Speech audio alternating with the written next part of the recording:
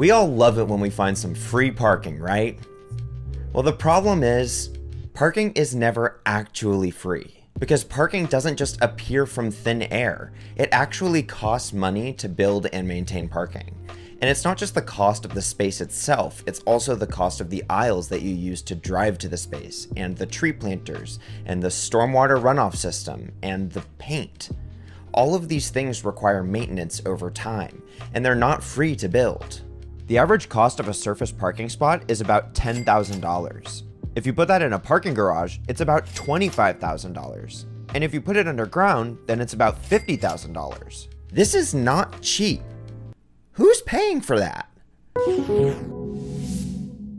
So how do we end up with land use decisions like the ones that you see here in Peoria County, Illinois? One of the things they told me is that they had a parking problem downtown. So, okay, that's cool. That's what you think is going on. That's your perception. So we're going to go and do a series of CAT scans on what's actually happening. And you could turn on the layer and see all of the parking that surrounds the downtown core area. And what you can see is from end to end, it's pretty much parking's everywhere in their downtown. And I said to them, I said, look, it doesn't look like you've got a parking problem. It looks like you've got a perception problem. It's not, you might perceive that you're walking too far for a parking space, which is kind of weird because it's only like, at most you're going to walk half a block. The Parking Reform Network has mapped the land area dedicated to parking in dozens of downtowns across the country. And the median percentage of land in American city centers dedicated to parking is 26%. When stores are required to include a minimum amount of parking, the cost of that parking is built into the business model of the store, so everyone has to chip in for it, even the customers who don't use the parking. That's pretty unfair. And with residential development, the cost of parking is just built into the cost of the unit. The average structured parking spot will add almost $200 a month to your mortgage. Again, that is not cheap. And those are just the costs of parking that are passed on to the consumer. It's even worse from the perspective of a city.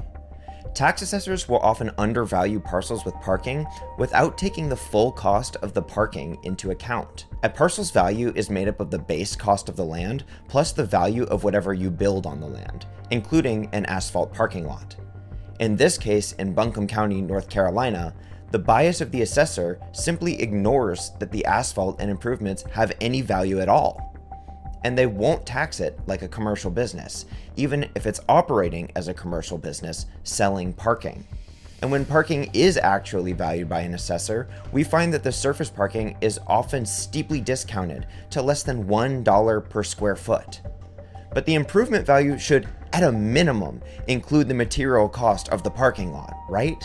Okay, how could it cost $15,000 a space to build a parking lot, and it's only assessed at like $400 a space? It just kind of doesn't have a logic to it, and no one's really questioned it. So the assessors are just like, whatever. When parking is attached to a business, it's often undervalued by tax assessors because it is assumed to be absolutely necessary to the operation of the business. But this is a strange way to value land because many businesses can and do operate just fine without providing any parking at all.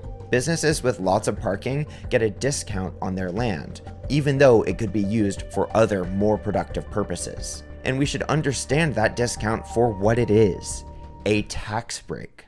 But that's not the only bias in the property tax assessment system that subsidizes the cost of parking. Here's an example from Mansfield, Texas, where we map the land value per acre, which only looks at how much the land itself is worth, without the improvements that have been built on the land, like buildings.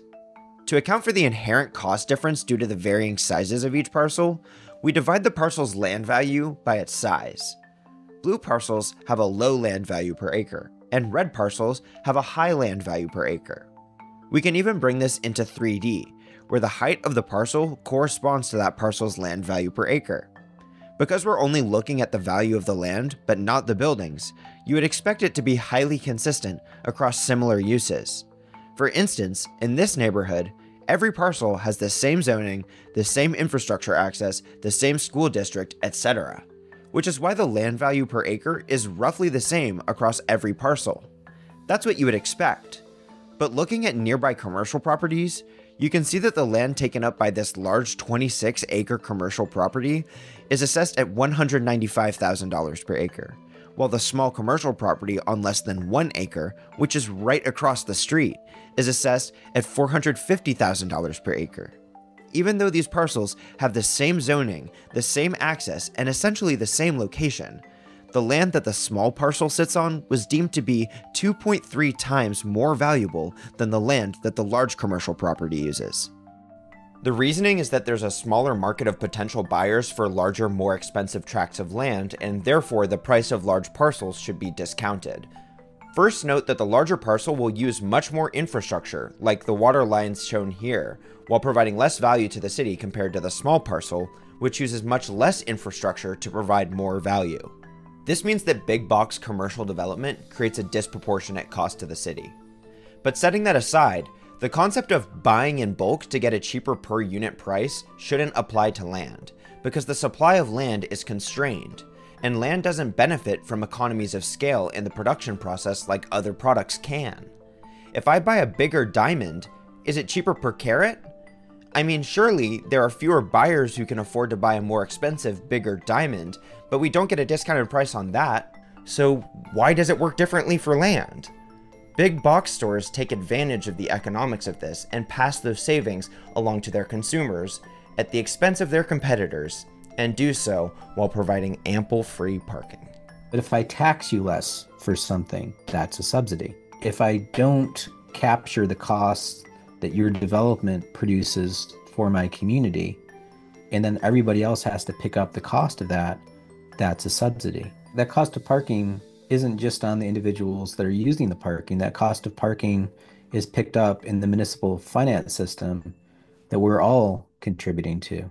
When you combine undeserved tax breaks for parking lots with policy that requires unnecessary amounts of parking, it incentivizes cities to destroy their greatest assets and replace them with parking of little to no value, bleeding city finances and weakening the city. Parking is not a necessary fact of life, it is a choice that we make. And every parking mandate and misaligned economic incentive tips the scales towards the destruction of lasting value for the storage of privately owned automobiles.